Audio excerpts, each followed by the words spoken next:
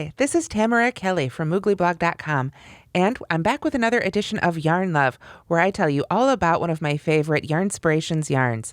Today I'm talking about Patons Hempster, which is a really unique yarn. It's got a great blend of hemp and cotton, wonderful feel and stitch definition, and we're going to be taking a closer look today at the label and how it works up.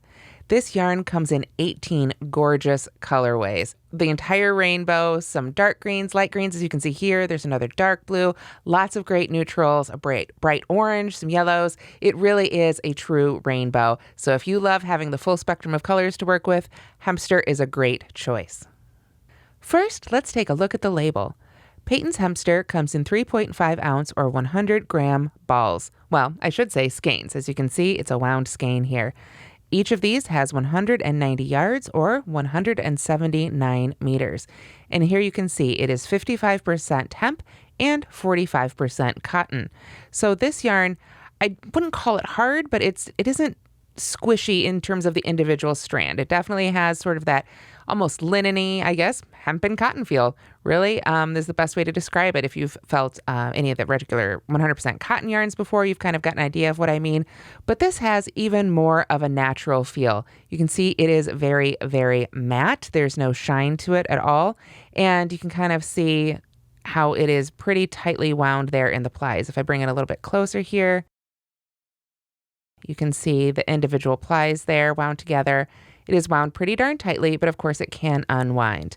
And for this one, I have pulled it from the center, but I really like pulling this one from the outside. It's up to you, but I find I get fewer tangles when I pull from the outside. And here from the end too, you can see it's got a great hand feel, but it isn't what I would generally consider a squishy yarn.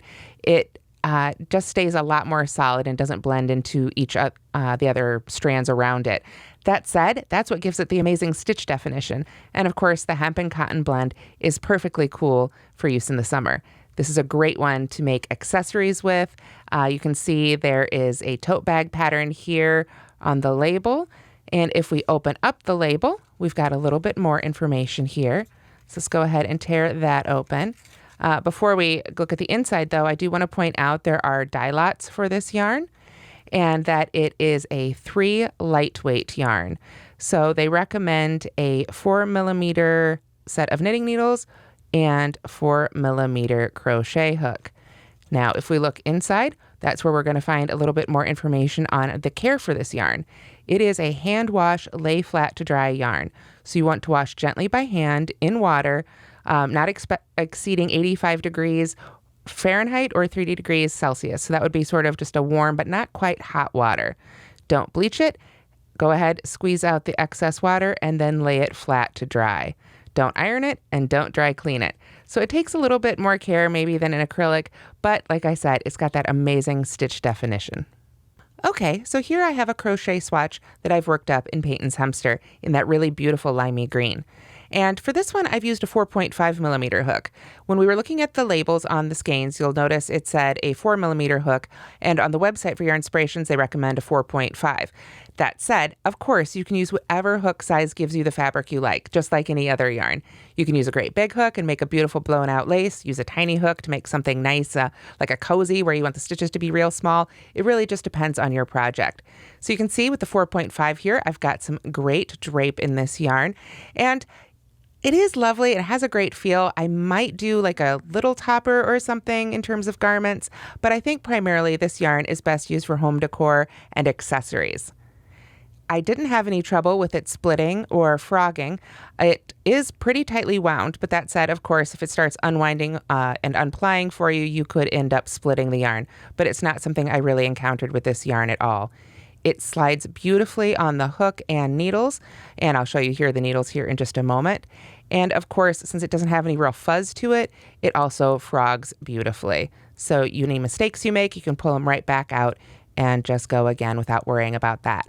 I didn't come across any thin, lumpy, or tied bits, and I don't think this one will fuzz up too much with use. I haven't used it for a long time already. I've just used it for the first time this last month. But yeah, it doesn't feel like it would have any fuzzing at all with this hemp and cotton blend. I really think as long as you follow the care instructions, you're going to have a really good time with this yarn. Okay, and here's a small knit swatch that I have made.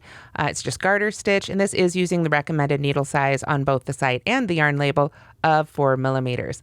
And you can see here again, it doesn't have a lot of squish per se, but it does have really, really beautiful stitch definition. You're going to see every one of those loops.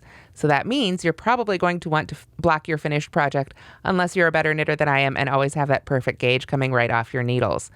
It does, again, just slide really, really beautifully. I think if you had a really, really sharp pair of needles, maybe you could split the yarn, but it's certainly not something I ran into. You can see here it glides beautifully. And of course, just like with the crochet swatch, will come undone beautifully if you need to do that as well.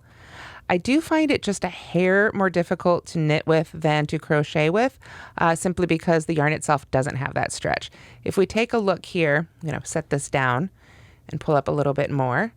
And if we take a look here at the individual strand, you can see there's not any stretch inside that strand at all.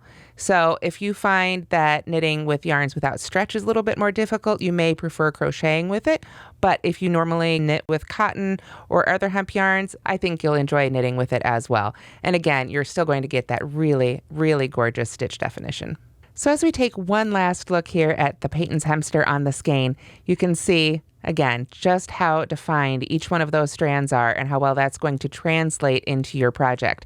Now, I did say it isn't thin or lumpy, but there is just a little bit of slubbiness inside the yarn itself, and that is normal and to be expected. With these natural yarns and these natural blends, it's sort of like when you buy clothes and it says it has a natural dye. You're going to get a little of natural variation in there, but I think that makes this yarn just that much more beautiful.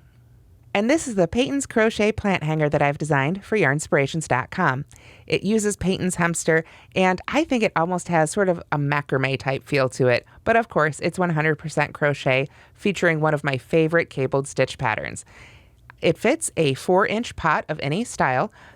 I happen to have sort of a fancy one right here, but it slips right inside. And of course, you can fill it with your beautiful plants, succulents, cactuses, whatever floats your boat. Maybe some crocheted plants if you're like me and have trouble keeping the real ones alive.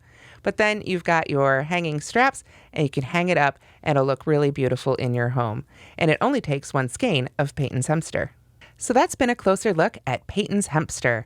I hope you'll give this yarn a try, as well as all the really gorgeous patterns for it. There are a bunch of knit and crochet tote bag patterns available on Yarnspirations.com, as well as the free pattern on Mooglyblog.com. Thanks so much for watching, and have a great day, and don't forget to like and subscribe.